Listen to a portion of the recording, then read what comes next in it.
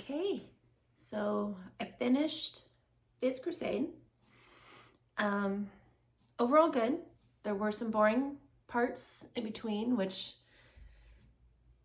was a little frustrating because I was trying to gauge off of buying the next book off of how involved in the story I got.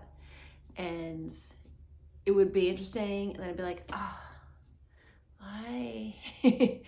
And then get back to interesting again, and then I get back to the why, and then get back to interesting again. But then I did finish strong. So I did order the next book. I know this is book one of a trilogy.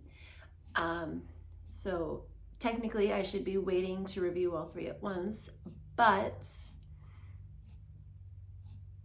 the arc of this story is done. We're still gonna follow the main character, Fid, but be a new thing, just like the good old comic books. But if you are a comic book fan, if you like the DC, Marvel, if you've been collecting comics and the little playing cards with the stats on the back, and if you're one of those people, you will enjoy it. It's got some shout outs to some of the old school phrasing and stuff, like I should have known it was you, and there's lots of skirmishes between Dr. Fid, who is a villain in this book, but not so villainy. We actually mean well. Dr. Fid had a I don't want to say historical incident. Dr. Fid had a traumatic event in his past that he blames a hero for. And so he's like, I'll become a villain then. But it turns out he just kind of likes to beat them up. He generally doesn't like the killing. He tries to stay away from populated areas when there are fights. So in a way, he's good. He's a lot like Tony Stark. If you've watched those movies, he's very put it together minded. Like, he's very technical and will build things and is just very smart. And this book is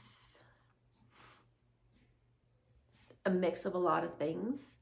Like, there's some of the boys in there that crazy show, I couldn't keep watching it. But it's got the premise of how the heroes and the villains have the public personas that they need to keep up or prefer to keep up. People have the cameras out and things like that. So so much of what they do gets recorded.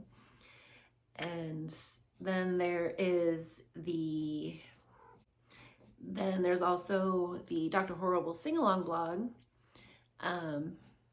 in the way where you are following the villain, but he's not quite so bad.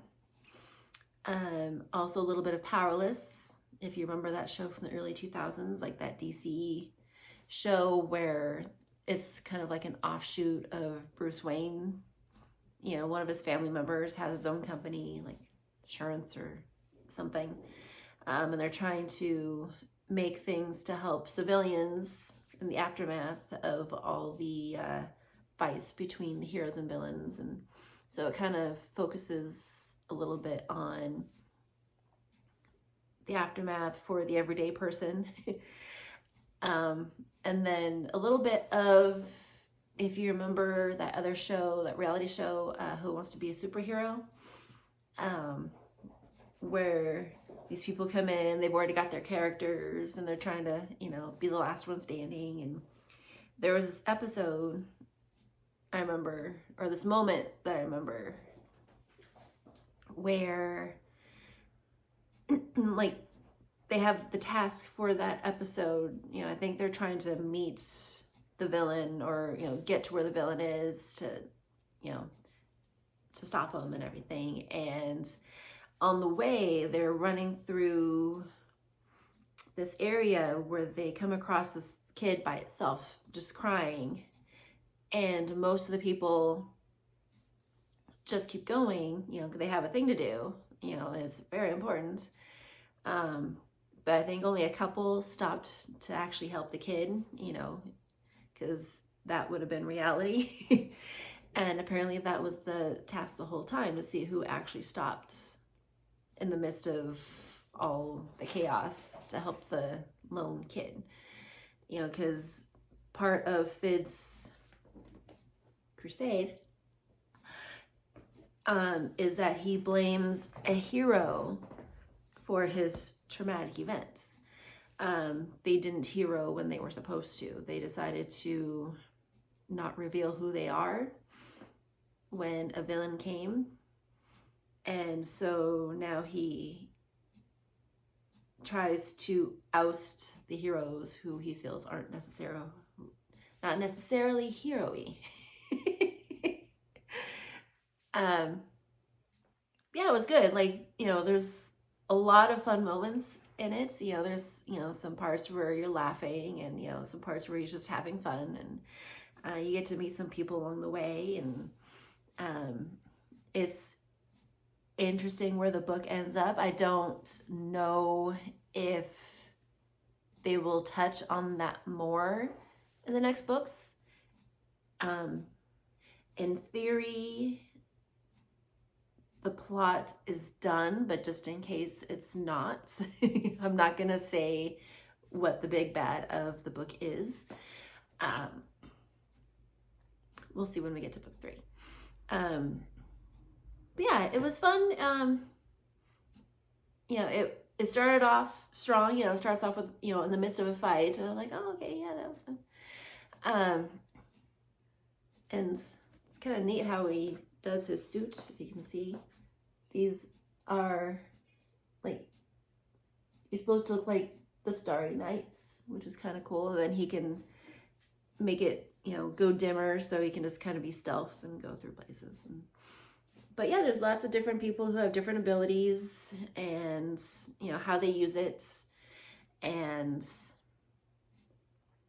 yeah, looking forward to the next book. I didn't order it until like the last minutes, so it'll be a few days before it gets here. And it should, like, it'll start off where this book ends, but it'll be a new story arc. So I think that's kind of reminiscent of the comics anyways, so that's always nice. Yeah, I think that is it. And look at my wall, I finished it. Well, my husband still needs to attach the shelves back to the wall. They're a little wobbly, but otherwise it's a lot better. A lot less messy, calmer. It was a nice try, but it was a lot. And every time I was making the videos, I'd be looking at the wall and be like, man, I gotta fix this. So, all right, I will see you on the next book.